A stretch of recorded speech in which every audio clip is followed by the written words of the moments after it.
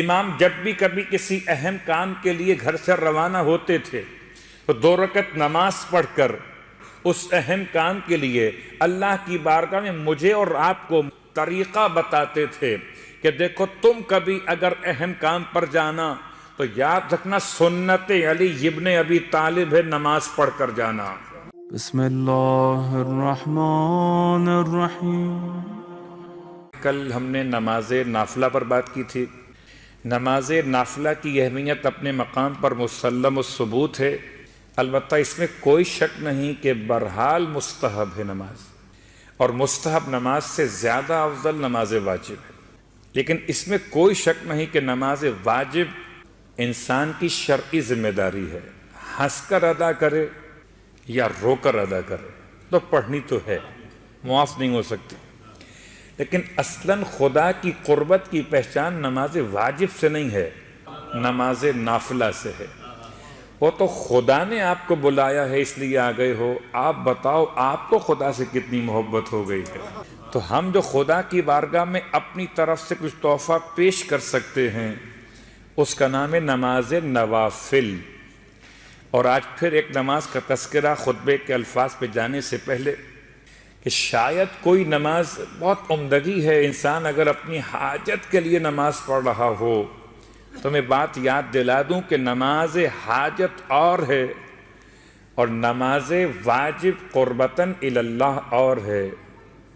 الہی ھذہ صلاتی صلیتھا لا لحاجت منک الیہا ولا رغبت منک فیہا الا تعظیما و طاعتا و اجابتا لک الی ما امرتنی بہ الہی ان کان فیہا نقص او خلل من رکوعها او من سجودها فلا تؤاخذنی وتفضل علی بالقبول والغفران کی یہ دعا ہر واجب نماز کے بعد انسان کی ذمہ داری ہے۔ ہر واجب نماز کے بعد خدا سے کہیے مالک یہ جو میں نے نماز پڑھی ہے تیری بارگاہ میں نہ تو کسی حاجت کے لیے پڑھی ہے نہ کسی لالچ کے لیے پڑھی ہے، تو اس سے کوئی کام نہیں نکلوانا تھا جو نماز پڑھ رہا ہوں، بلکہ تجھے خدا مانا تھا تو نماز پڑھ رہا ہوں۔ تو واجب نماز کے بعد ایک ذمہ داری اور ہے، پروردگار اب اس نماز میں کہیں اس کے رکوع میں سجود میں کوئی کمی واقع ہوئی ہو، کوئی کمی واقع ہوئی ہو مالک تو اسے ہم سے مواخذہ مت کرنا اور اس سے اپنی بارگاہ میں قبول فرماتے ہوئے ہماری کوتاہیوں کو معاف کر دینا۔ یہ ہر نماز واجب کے بعد پڑھی جانے والی وہ دعا جسے مشترکہ تعقیبات میں بھی شامل کیا جا سکتا ہے۔ البتہ نماز حاجات الگ موضوع ہے، اس میں کوئی شک نہیں کہ ایک طریقہ ہے خدا سے رابطہ قائم کرنے کا، اور یہ طریقہ سکھایا علی ابن ابی طالب علیہ السلام نے۔ اور یہ کیسے ممکن ہے کہ علی سکھائیں اور قرآن نے نہ بتایا ہو؟ استعینوا بالصبر والصلاۃ، مدد طلب کیجئے نماز سے اور روزے سے۔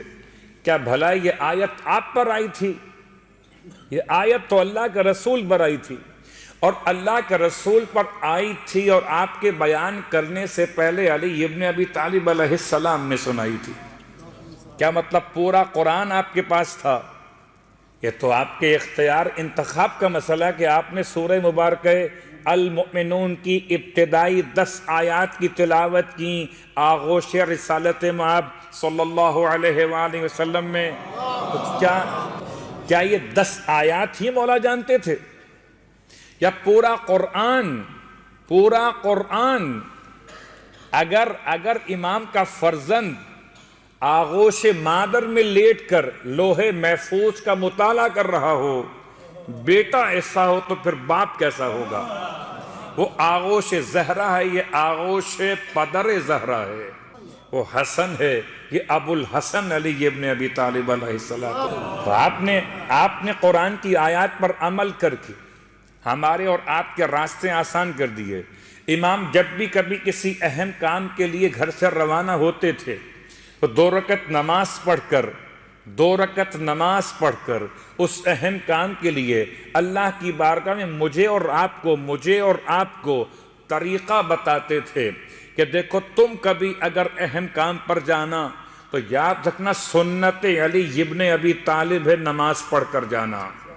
اس میں کوئی شک نہیں کہ ہر نماز جو امام علیہ السلام سے روایت ہوئی اس کی دو انداز ہیں، ایک نماز اللہ کے لیے خالصتاً واجب نمازوں کے مسئلے میں، اس میں تو آپ کی حاجت، آپ کی رغبت سوائے اطاعت خدا کے نہیں ہونی چاہیے، لیکن ان نمازوں کے ساتھ کہ جن میں خود معصومین نے حاجت طلب کرنے کا طریقہ بیان کیا، ان میں سے بہت ساری کتابوں کے حوالے آج اس کتاب سے ہم اس کو پڑھ رہے ہیں، کتاب مکارم الاخلاق سے اس نماز کو بیان کیا کہ جب کوئی بڑی اہم حاجت درپیش ہو تو انسان کو چاہیے کہ عشاء کی نماز پڑھنے کے بعد رات کو سونے سے پہلے ایک تیاری کرے، برتن میں پانی لے اور اس پاک اور پاکیزہ برتن ہو اور پاک اور پاکیزہ پانی ہو اور لے کے اس کو کور کر کے رکھ دے، ڈھک کے رکھ دے اور بستر پہ چلا جائے، آرام کرے، نماز شب کے وقت نماز شب سے پہلے اٹھے اور اس برتن سے 3 گھونٹ پانی پیے، اس برتن سے 3 گھونٹ پانی پیے۔ ہم سوچ رہے تھے میں نماز پڑھنا ہے، یہ کہاں لگا دیا، یعنی رات سے تیاری کرنا ہے۔ 3 گھونٹ پانی پینے کے بعد جو باقی پانی بچا ہو، اتنا پانی ہونا چاہیے کہ اس پانی سے وضو ہو سکتا ہو، تو 3 گھونٹ پانی پینے کے بعد آپ باقی پانی سے وضو کیجئے اور وضو کر کے، یہ واحد مستحب نماز ہے جس کے لیے اذان اور اقامت کی روایت بیان کی گئی۔ اذان کہیے اور اقامت کہیے، ورنہ عام طور پر اذان اور اقامت نماز پنجگانہ سے مخصوص ہیں۔ اذان اور اقامت کہیے، اس کے بعد یہ 2 رکعت نماز پڑھی ہے، اس میں کوئی سورہ خاص بیان نہیں ہوا، بس شکل نماز فجر، سورہ انا انزلنا رکعت اول میں الحمد کے بعد، رکعت دوم میں سورہ قل هو اللہ احد 1 مرتبہ، جیسے صبح کی نماز میں پڑھتے ہیں۔ البتہ ان صورتوں کے بعد اب باقی طریقہ مختلف ہے کہ حالت قیام میں 2 سورے مکمل پڑھنے کے بعد یا غیاث المستغیثین 25 مرتبہ، یا غیاث المستغیثین 25 مرتبہ، حالت رکوع میں رکوع کے ذکر کے بعد 25 مرتبہ یا غیاث المستغیثین، حالت رکوع سے سیدھا کھڑے ہو کر قیام کی حالت میں 25 مرتبہ یا غیاث المستغیثین، سجدے اولا میں سجدے کے ذکر کے بعد 25 مرتبہ یا غیاث المستغیثین، سجدے اولا پہلے سجدے سے اٹھنے کے بعد جو بیٹھتے، اس بیٹھنے کے بعد 25 مرتبہ یا غیاث المستغیثین، سجدہ ثانیہ میں ذکر سجدہ کے بعد 25 مرتبہ یا غیاث المستغیثین، سجدہ ثانیہ سے سر اٹھا کر بیٹھنے کے بعد 25 مرتبہ یا غیاث المستغیثین، 150 مرتبہ مکمل ہو جائے گا یہ جملہ رکعت اول مکمل ہوتے ہوتے، اور 2 رکعتوں کا مطلب 150 مرتبہ یہ جملہ 300 مرتبہ مکمل ہو جائے گا، 150 اور 150 300 مرتبہ یا غیاث المستغیثین۔ نماز مکمل کرنے کے بعد پھر 30 مرتبہ بیٹھ کے پڑھنا ہے، بہت آسان سا لفظ ہے، من العبد الذلیل، من العبد الذلیل الی مولا الجلیل، ایک عبد ذلیل کی طرف سے ایک کریم مالک اور مہربان کی بارگاہ مقدس میں، عبد ذلیل اور مولا الجلیل، من العبد الذلیل الی المولا الجلیل، 30 مرتبہ اس جملے کی تلاوت کیجئے، اس کے بعد اپنی حاجت پیش کیجئے۔ الفاظ ہیں اور روایت کے ایسے حاجت پوری ہوگی جیسے تیزی کے ساتھ بارش اوپر سے نیچے کی طرف آتی ہے۔ تو انسان حاجتیں تو بہت رکھتا ہے، البتہ پوری وہی ہوتی ہیں، وَلِيَ فِيهَا صَلَاحٌ إِلَّا قَضَيْتَهَا، اس میں میرے لیے صلح بھی ہو اور تیری رضا بھی ہو، تو اس حاجت کو پروردگار پورا فرمائے۔ صلوات پڑھے محمد علیہ۔ تو یہ 2 رکعت نماز، یہ نماز شب سے پہلے رات کے پورے انتظامات کے ساتھ ماہ مبارکہ رمضان میں بھی اسے پڑھا جا سکتا ہے کہ بہرحال وہ 3 گھونٹ پانی پینے والا مسئلہ وہ سحری کے وقت میں واقع ہو جائے گا۔ نیت نماز استغاثہ، نماز استغاثہ 2 رکعت بجا لاتا ہوں قربتاً الی اللہ۔ اب آئیے، نماز کا بیان تو ہو گیا، مگر اللہ کے رسول نے ایک جملہ ارشاد فرمایا اپنے خطبے میں، وَمَنْ عَدَّ فِيهِ فَرْضًا، مستحب نمازیں لاکھ پڑھی اپنے مقام پر ہیں، آتش جہنم سے نجات کا پروانہ مل جائے گا۔ سورہ انسان، اور ہم کل اس مقام تک پہنچے تھے کہ جہاں پر پروردگار نے خصائل آل محمد میں 5 خصلتوں کو بیان کرنے کے بعد 15 قسم کی جزاؤں کا اعلان کیا۔ کیا یہ پورا سورہ مبارکہ دہر تمام کے تمام 30 آیات سے مراد آل محمد کی ازواج مقدسات ہیں، یا اس میں کوئی اور بھی اشارے موجود ہیں؟ بہت غور کیجئے گا، میں نے کل آپ کے سامنے گنوایا تھا کہ خصائل کہاں سے شروع ہوئے؟ آیت نمبر 6 سے شروع ہوئے۔ تو آیت نمبر 1 سے آیت نمبر 5 تک یہ بحث آئی کیوں ہے؟ آئیے اس پہ غور کرتے ہیں۔ ہم نے کل بھی تلاوت کیا تھا، وَيُسْقَوْنَ فِيهَا كَأْسًا كَانَ مِزَاجُهَا زَنْجَبِيلًا۔ یسقون یہ صیغہ ہے مضارع کا جمع مذکر، مگر شکل مجہول میں ہے، شکل معروف میں نہیں ہے۔ ایک ہے خود عمل کرنا، ایک ہے کسی کا ہمارے لیے عمل کروا دینا۔ یسقون عربی زبان میں 2 لفظ استعمال ہوتے ہیں، اور پورے قرآن مجید میں انہی 2 الفاظ کا عنوان قائم کیا گیا پینے کے مسئلے پر۔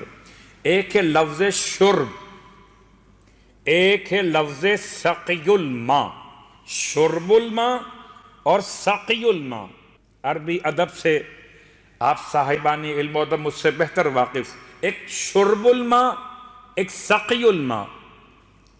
میں الفاظ کو بدل دیتا ہوں، جب کبھی لفظ شرب استعمال ہوگا تو اس میں لفظ ماء لانا پڑے گا کہ چائے پی رہے ہیں یا پانی پی رہے ہیں، یا بہت کمال کے ہیں تو غصہ پی رہے ہیں۔ کیا پی رہے ہیں؟ شرب۔ گرچہ غصہ پینے کے لیے قرآن مجید نے لفظ شرب استعمال نہیں کیا، یہ ادب کے خلاف ہو گیا۔ کیا ہے؟ کظم الغیظ، غصہ پینا۔ غصہ پینا اور ہے اور شربت پینا اور ہے۔ لیکن جب کبھی لفظ سقی استعمال ہوگا تو اس کے لازمی کہ آپ پانی کے لفظ کو استعمال کریں۔ کیا مطلب؟ چلیے بات کو آسان کر لیتے ہیں۔ اس سورہ مبارکہ دہر میں 2 الگ الگ انداز استعمال ہوئے۔ میں پھر دہراتا ہوں پیچھے سے اس لفظ کو۔ کہتے ہیں ان الابرار، آیت نمبر 5، ان الابرار یشربون من کأس کان مزاجها کافورا۔ ایک ابرار ہیں، نیک عمل کرنے والے ہیں، وہ کیا ہیں؟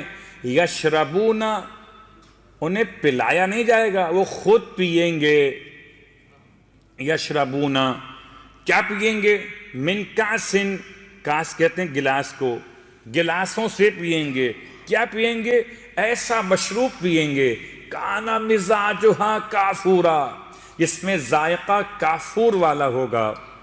ابھی ہم کافور کے لفظ پر پچھلے سال بحث کر چکے، تو ریپیٹ نہیں کریں، خالی اشارہ کریں گے کہ عرب میں 2 قسم کی شرابیں بہت معروف تھیں۔ عرب میں 2 قسم کی شرابیں بہت معروف تھیں، کہوں؟ صلوات پڑھے محمد وآل محمد۔ شاید پچھلے سال تک میرے الفاظ اور ہو سکتے تھے، اس سال کچھ ایسے واقعات عالم میں پیش آئے کہ میں مجبور ہو گیا کہ اب یہ کہوں کہ 2 قسم کی شرابیں ہوتی تھیں یا ہوتی ہیں۔ بہرحال ایک طریقہ تھا، عرب کا مزاج تھا، جب کبھی چاہتے تھے کہ بہت زیادہ توانائی اور قوت شراب کے ذریعے سے حاصل کریں تو الگ شراب پیتے تھے، اور جب قوت و توانائی کا تقاضا نہیں ہوتا تھا بلکہ حدوء چاہتے تھے، جسم کو آرام پہنچانا چاہتے تھے، تو ایک اور قسم کی شراب پیتے تھے۔ فرق واضح ہو رہا ہے؟ میں بہت کھول کے بیان نہیں کروں گا۔ وہ چاہتے تھے کہ توانائیوں سے بھرپور شراب پئیں تو الگ پیتے تھے، اور چاہتے تھے کہ بڑا آرام مل جائے اور اب پی کے سو جائیں تو کچھ اور پیتے تھے۔ ان دونوں کی ملاوٹ الگ الگ تھی، ایک میں کافور ملی ہوئی ہوتی تھی اور ایک میں زنجبیل۔ جب چاہتے تھے کہ توانائی اور قوت ملے تو زنجبیل والی شراب پیتے تھے، اور جب چاہتے تھے کہ حدوء ملے تو کافور والی شراب پیتے تھے۔ بعض نے اس کے برعکس بیان کیا ہے، واللہ عالم بالصواب۔